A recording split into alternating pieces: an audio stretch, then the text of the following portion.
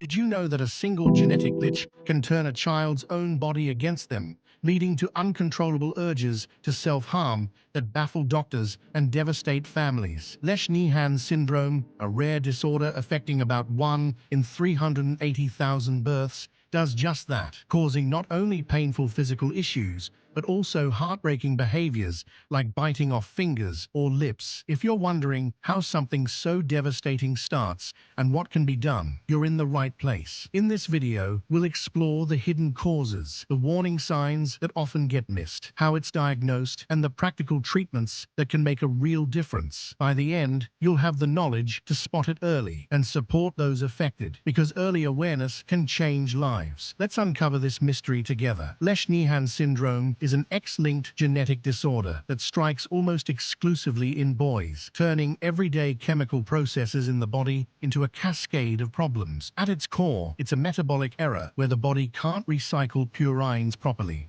leading to a buildup of uric acid and disruptions in brain signaling. This isn't just a minor glitch, it's a lifelong challenge that affects movement, behavior, and even basic development, often leaving kids wheelchair-bound and families searching for answers. Worldwide, it impacts families across all ethnic groups equally, but its rarity means many doctors might never see a case. I recall reading about a young boy named Alex, whose parents first noticed orange crystals in his diaper. What they thought was harmless turned out to be the first clue of uric acid overload. Stories like his highlight why understanding this syndrome matters. It doesn't just affect the child, but ripples through entire families, demanding resilience and support. Now let's break it down, starting with the root cause. Lesch-Nyhan syndrome stems from mutations in the HPRT1 gene on the X chromosome, which codes for the enzyme hyperxanthine guanine phosphoribosyltransferase, or HPRT for short. Without this enzyme, purines, building blocks of DNA and RNA, aren't recycled efficiently, causing uric acid to skyrocket and dopamine levels in the brain to plummet. It's like a recycling plant shutting down.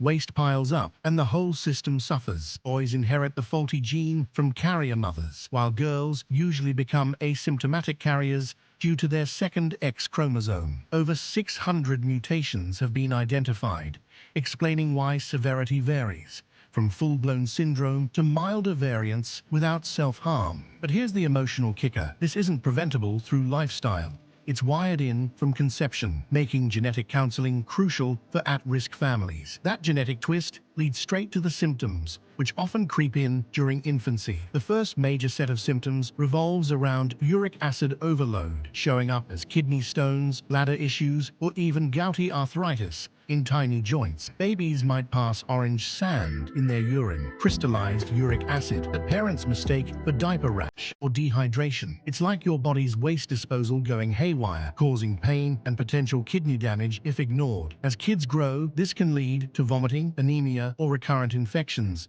But these are just the tip of the iceberg. Trust me, catching these early can prevent bigger crises down the line. Moving on, the neurological symptoms hit hard around 6 to 18 months, starting with poor muscle control and developmental delays. What begins as floppy muscles, hypertonia, evolves into stiff, jerky movements like dystonia, chorea, or flailing limbs. Imagine trying to hug your child, but their body fights back involuntarily. Most never walk independently, relying on wheelchairs, and simple tasks like sitting require help. Alex, the boy I mentioned, struggled with these spasms, turning playtime into a battle. It's heartbreaking, but understanding it helps families adapt. Yet, the most shocking symptoms are the behavioral ones, emerging around age 2 or 3. Compulsive self-injury that's as puzzling as it is painful. Kids might bite their lips until they bleed, bang their heads, or even try to harm others in fits of aggression. It's not willful. Patients often feel horrified by their actions, like a puppet controlled by unseen strings due to brain chemistry imbalances. Cognitive delays add another layer, with mild to moderate intellectual disability affecting learning and communication. Number 4 in our breakdown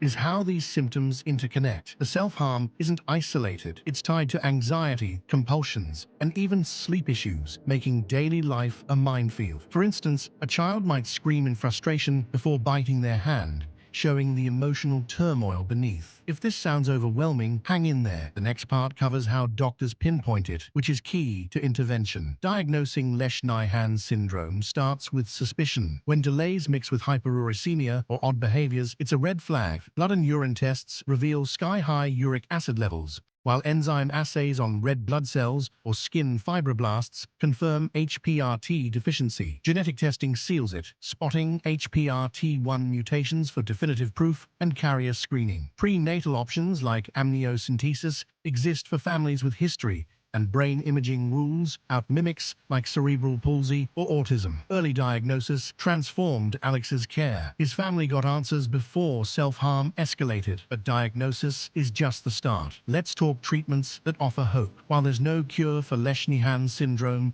managing it can dramatically improve quality of life through a team approach. Think nephrologists for kidneys, neurologists for movement, and psychiatrists for behavior. 4. For uric acid buildup, allopurinol is a game changer, lowering levels to prevent stones and gout. Pair it with plenty of fluids and a low purine diet, like avoiding red meat or shellfish. I use a similar hydration trick myself during long days. It's simple but effective. For muscle issues, meds like baclofen or diazepam relax spasms, while physical therapy builds strength and prevents contractures. Gentle exercises like swimming can make a big difference. Behavioral management is trickier. Protective gear like elbow restraints or dental guards curbs self-injury without restricting too much, and therapies teach coping skills. Meds such as risperidone help aggression, and emerging options like deep brain stimulation have shown promise in reducing dystonia and harm in some cases. Don't forget emotional support. Counseling for families eases the burden. A success story: one family shared how consistent therapy let their son communicate his needs, slashing self-harm episodes. Start with small steps, track symptoms in a journal, and consult specialists promptly. Your involvement can turn challenges into manageable routines. To sum it up, Lesch-Nyhan syndrome arises from HPRT1 gene mutations, unleashing uric acid chaos, neurological hurdles, and those gut-wrenching self-injurious behaviors. But with vigilant diagnosis via tests and genetics and targeted treatments like allopurinol and therapies, hope endures. If any symptoms echo your experiences or a loved one's, reach out to a geneticist or rare disease specialist today. Early steps can prevent complications and foster better days. Remember, you're not alone. Support groups like the Lesch-Nyhan Disease International Study Group connect families worldwide. Drop a comment. Has this syndrome touched your life? Or which part surprised you most? Like if it shed light on the unseen, and subscribe for more deep dives into health mysteries that matter. Thanks for watching. Knowledge is power, so share it and stay informed.